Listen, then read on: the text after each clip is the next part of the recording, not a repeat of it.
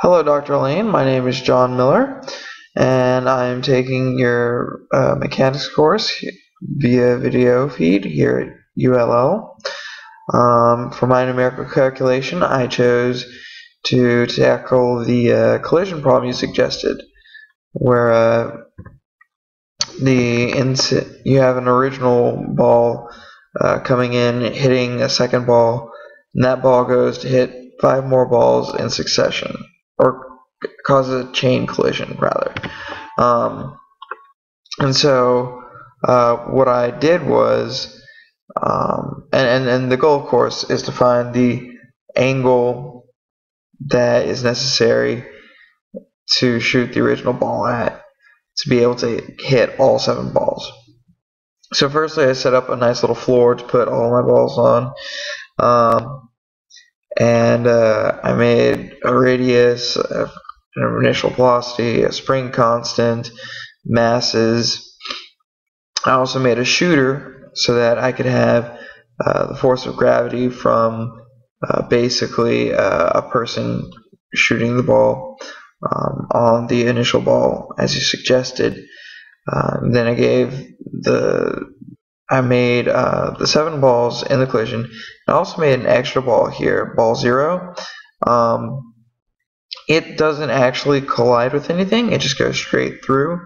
But I thought it was nice to give it some sort of an axis,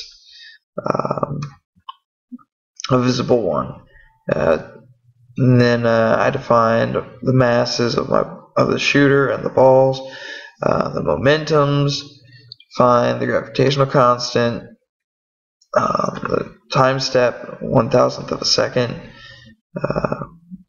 a vector between the first ball and the shooter, gravitational force, the other forces between the other balls, and then I said let time be less than 20, and I made my rate 1,000.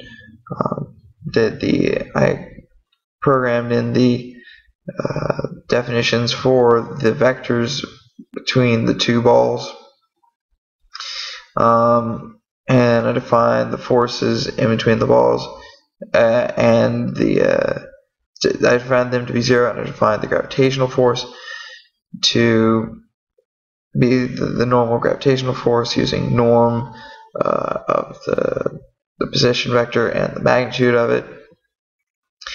And then I made an if statement.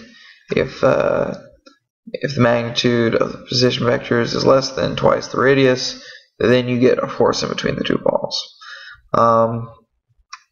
Went ahead and updated the momentum, and then I also decided to go ahead and make if-else statements for the positions, so that way after the balls had collided and gone off in their separate ways, they wouldn't just continue going until the rest of the time ran out, and it would make for less things for my program to calculate. And also it would keep the program from zooming out too much.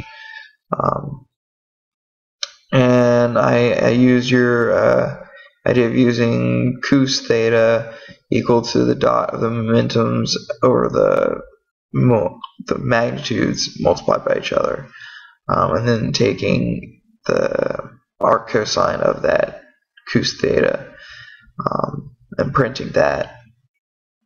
And then I also went ahead and I chose a lot of things, real world values. Well, not a lot of things. I chose some things real world values, like the mass of the first ball is 0.17 kilograms, and the mass of the successful balls is 0.16 kilograms, which I found online to be about the average mass of a cue ball and the other pool balls in a set.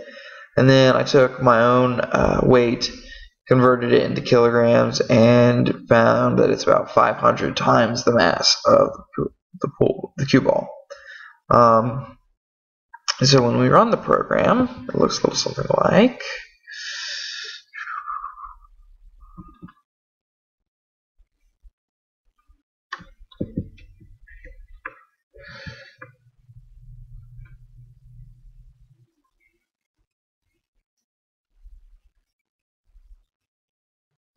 Looks a little something like this. So you can see we've got the first ball coming through. We've got the 0th ball coming through, not hitting anything. The other balls are having their collisions. What I went ahead and did was I placed the balls at semi-random positions, but I also wanted to place them in positions where I knew it would be possible for them to hit other balls. So that way I didn't have like one over here and one over there and stuff like that. I didn't think it would be a good idea to make it too impossible. And then I went ahead and I fixed the position, the initial position of my first ball, and then just played around with the y component of the initial velocity, of the initial momentum, and found that this angle right here maximized the final velocity of my 7th ball.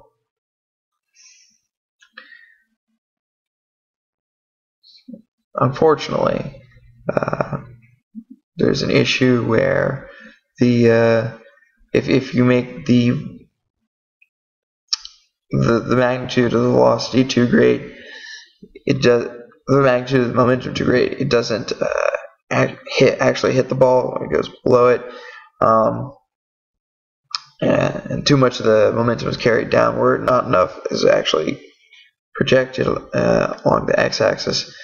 And so when you decrease the magnitude of momentum, there's not a lot of momentum going in the x direction anyhow, even that way, so it just takes a while to run the program.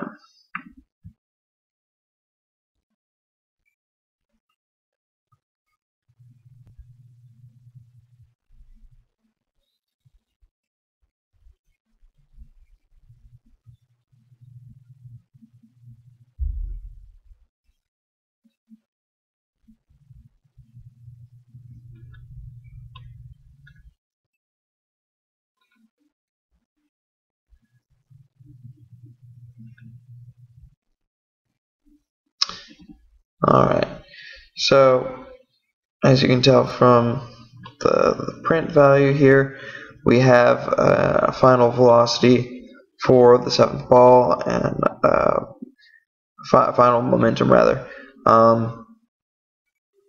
And we've also got an initial angle that was necessary for that to occur. So it seems that the program as written was a success. Not the neatest thing I've ever seen, but probably in the future I'd like to go ahead and find a way to add rotation to the balls. I wasn't quite sure how to do that in Python. It's something I'm going to go ahead and look up. But for all intents and purposes, I think that it has fulfilled its job. And I think one of the most interesting things about this problem is that it can be viewed not just as a problem for an amateur physics lover who's playing pool, but also it can be viewed as a nuclear physics scattering problem. If you've got a particle coming in at an angle and hits the surface atom, how many atoms will it scatter at that particular angle? So anyhow, that's my calculation.